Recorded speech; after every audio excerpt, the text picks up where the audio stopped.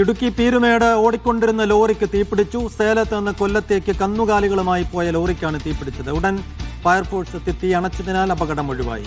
മുഹമ്മദ് ആഷിഖാണ് വിശദാംശങ്ങളുമായി ചേരുന്നത്. ആഷിഖ്,